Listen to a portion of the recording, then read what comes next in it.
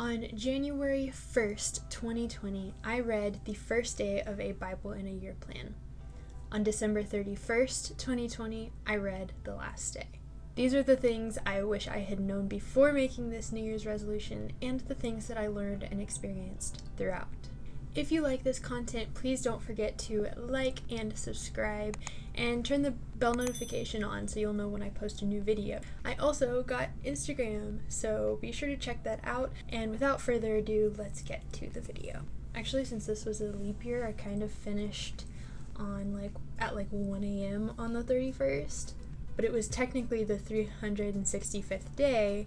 So it was supposed to be on the 30th, I just hadn't gone to bed yet, so it was kind of like the 30th, but it was technically the 31st. What? That's besides the point. I read the Bible in 1 year, 365 days, however technical you want to get about that. But man, it feels good to finally be able to say that I finished it, and I finished it without missing a day, which I surprised myself. But I am not trying to make this video to brag about it. Reading through the entire Bible is an accomplishment no matter how long you take to do it or how you do it, and it's something to be proud of. And it's something that I feel like everyone should try, every Christian should try to do. It's not easy though. I just want to bring some encouragement and share my experience. It being the 2020 we all know and don't love, I've been through a lot of highs and lows throughout this last year, just like everyone else has. I'm so blessed that I didn't have to experience some of the horrors of 2020 to the extent that a lot of people did, but I still had struggles. It was still a rough year for me. Having something consistent, having something to go to at the end of the day and look forward to most of the time, that helped me to remember that everything is in God's hands, and even when things feel out of control, God has it under control. But following through with this resolution was not easy. There were a lot of days where at nighttime, which is when I typically did my daily reading, and I would either be too tired, or I wouldn't feel like it, or I was just ready to go to bed, or I don't know. I had all kinds of excuses that I came up with. And I was tempted to just, call it a night, do it in the morning. I didn't think it was a big deal to just do it in a few hours. But I wanted to be able to say that I never missed a day. And I also knew that once I did miss a day, I would probably start missing more days and become super inconsistent and not actually finish it in a year. And I didn't want that happening. You have to find the motivation for it. And for me, having the goal of doing it in 1 year and doing it without missing any days, that was my motivation. Eventually, it became such a big part of my habit that it was pretty easy to stay consistent with it. Occasionally I had to find some way to get some extra motivation, but I think just having that end goal in sight, something that I wanted to be able to look back on and be proud of, that is what helped me. I began to actually crave that daily time with God. Before, in previous years, I would spend some time with God on most days, but there were some days where I just didn't get around to it. Life is busy, life gets crazy, and a lot of times we forget to make that time for God. But last year, because I was choosing to do the Bible plan over my sleep or wanting to watch YouTube or whatever else I wanted or needed to do, I was choosing to complete the Bible plan because I wanted to choose God. There were days where I was hoping to be able to get something out of my reading. Either I knew that I was struggling and I needed to hear something from God. I wanted a message from God for comfort or help. And I just didn't really get it because of the parts of the Bible that I was reading. You may want to also incorporate other plans or read other things to help you think of things in different ways. because sometimes it's hard to read through the Bible on your own and interpret it on your own and get something out of it. I, a lot of times, need a little bit of an extra push or an explanation or some kind of, I don't know, a different perspective. And it helps me to realize things that I never would have realized before. So on the Bible app that I did this plan on, I would use the daily verse on the Bible app, and I would watch the little video and read the devotional that it gave you every day. So that was really nice to be able to have like a mini sermon every night, in addition to reading through the Bible. There were also a lot of days when it was just hard to get through the reading because, I mean, I don't know if you've tried reading through the Bible, but there are some books in there that are just lists of names and numbers, and they get boring and tiring. And God's word is great.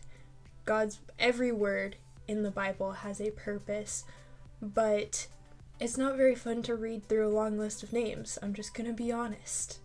And the further I got on through the year, the more I started noticing myself reading the words without comprehending them. Sometimes I would notice it as I was reading, and I would go back and reread it.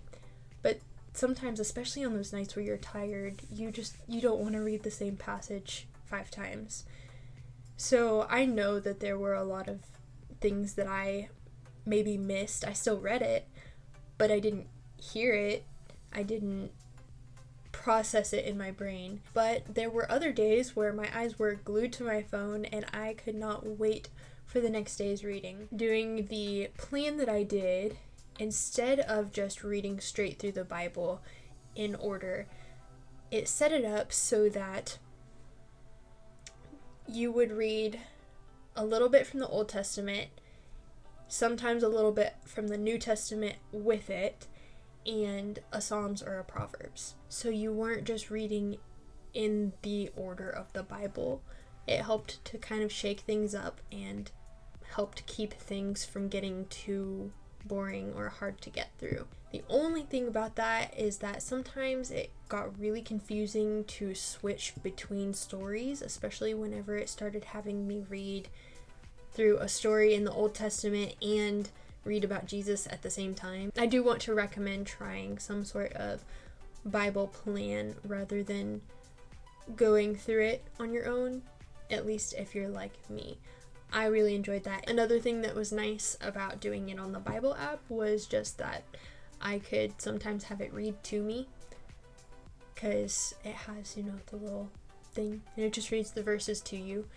And that was really nice, especially on nights where I was really tired, and especially on the long lists of names, because I spend half of my time trying to figure out how to pronounce those names in my head without, just getting through it. So having someone else pronounce it for me really helped. Next time I also might find a better time of day to do it. Maybe start doing it in the morning every morning instead of at night, because then maybe I will have less struggle staying awake for it, because I think that kind of contributed to not being able to comprehend what I was reading. Now, I do wish that I had taken better notes throughout the whole thing. I didn't really take many notes besides, I would bookmark or highlight verses, and I would put a little note on a certain verse on the app, but I was not taking notes for,